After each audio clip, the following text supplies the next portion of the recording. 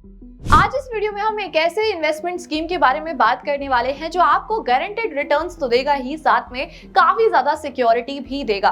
तो अगर आप भी अपने लिए कोई ऐसा ही इन्वेस्टमेंट ऑप्शन ढूंढ रहे थे तो इस वीडियो को एंड तक जरूर देखना। और आगे बढ़ने से पहले अगर आप हमारे चैनल पे न्यू हो तो चैनल को सब्सक्राइब करना, बेल आइकन को प्रेस करना बिल्कुल भी मत भूलना। अब जब मैं सिक्योरिटी का नाम लेती हूँ ना तो हमारे दिमाग में सिर्फ दो ही जगह आती हैं, या तो बैंक या फिर पोस्ट ऑफिस। तो आज जिस स्कीम के बारे में हम बात करने वाले हैं वो बेसिकली पोस्ट ऑफिस स्कीम ही है। स्कीम का नाम है नेशनल सेविंग सर्टिफिकेट। ये स्कीम स्टार्ट की गई थी 1989 में। पोस्ट ऑफिस ने ही इसे स्टार्ट किया था और आज तक उसे पोस्ट ऑफिस ही ऑपरेट करता है। अब अगर बात की जाए इसमें इंटरेस्ट रेट की तो वो अभी के टाइम पर लगभग 7.7% का इंटरेस्ट रेट है। और साथ में ये जो स्कीम है लो इनकम वाले लोगों को अलाउ करती है टू इन्वेस्ट और सेव। अब अगर बात की जाए इंटरेस्ट रेट की तो वो हर क्वार्टर में चेंज होता रहता है।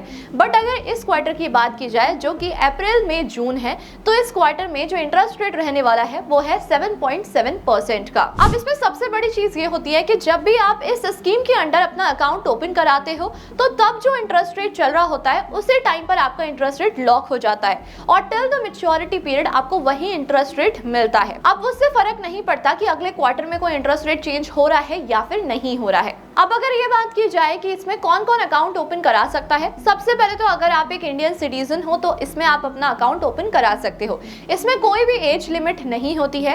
अगर आप एक माइनर का अकाउंट ओपन कराना चाहते हो तो माइनर का अकाउंट भी ओपन हो जाता है, लेकिन इसमें सिर्फ एक ही कंडीशन ये होती है कि जो माइनर का अकाउंट है वो पेरेंट्स के थ्रू ही ऑपरेट किया जाता है।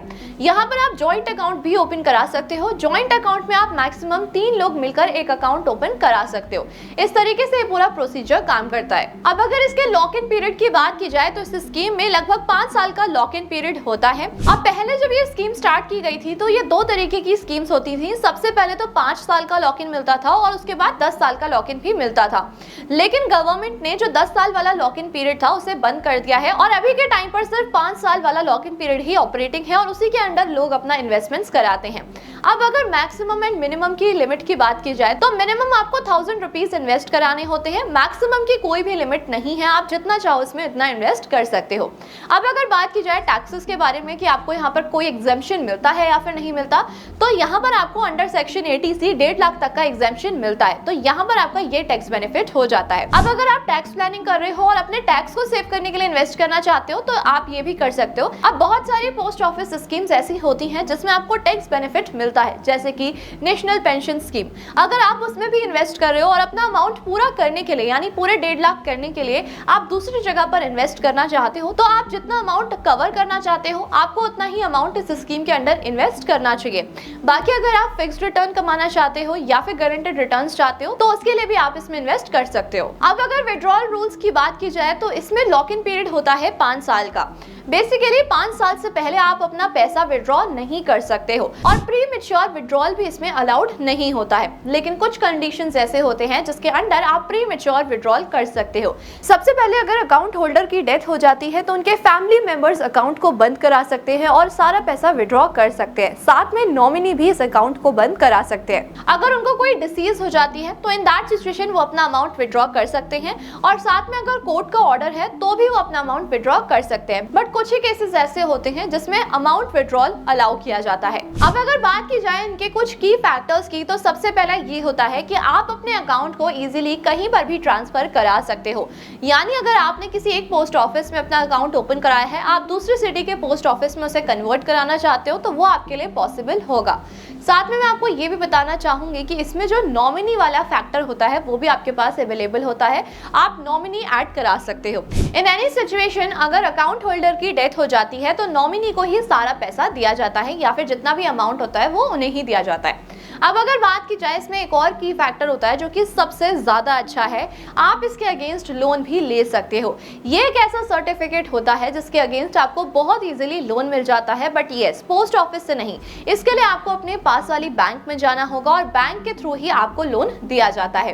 अब अगर बात की जाए कि कितना % अमाउंट आपको मिलता है, वो आपके एनएससी के अमाउंट पर डिपेंड करता है कि आपका इन्वेस्टमेंट कितना है और उसी के अकॉर्डिंग आपका जो लोन है वो इशू किया जाता है। आप इसे एज एन कोलेट्रल सकते हो और सारा लोन चुकाने के बाद ये जो आपकी इन्वेस्टमेंट्स होती हैं ये आपको वापस मिल जाती हैं।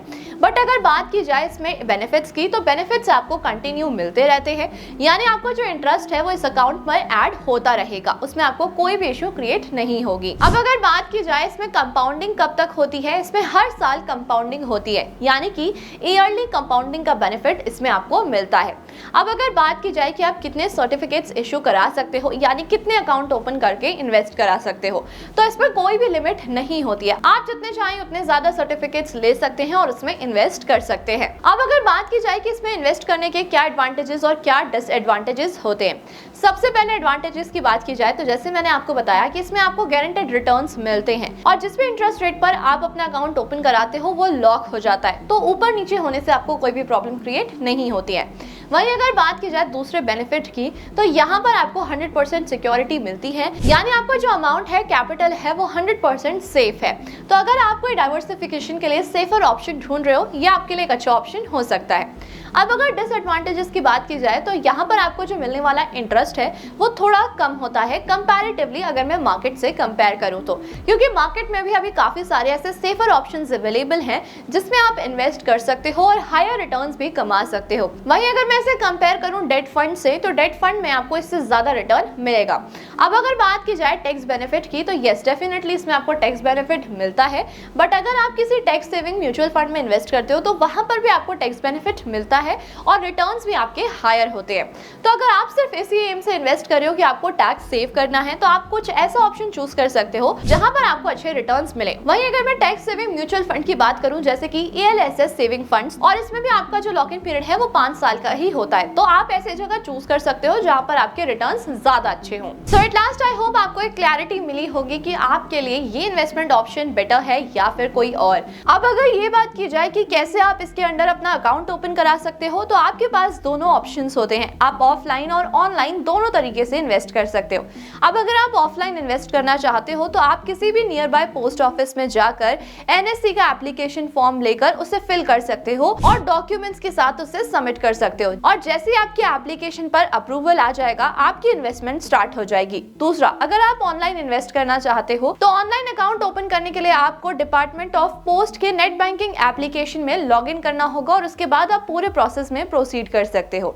अब अगर बात की जाए कि इसमें आपको कौन कौन से डॉक्यूमेंट्स की नीड होगी, तो वो भी जान लेते हैं। इसमें आपको एक आइडेंटिटी प्रूफ चाहिए होगा, जैसे कि पासपोर्ट या फिर पैन कार्ड, ड्राइवर लाइसेंस भी आप इसमें लगा सकते हो, और साथ में आपको फोटोग्राफ भी चाहिए होगी, address proof like electricity bill, passport, phone bill, और साथ में बैंक स्टेटमेंट भी आप लगा सकते हो, और आप अपने लिए एक बेस्ट इन्वेस्टमेंट ऑप्शन जरूर चूज करेंगे।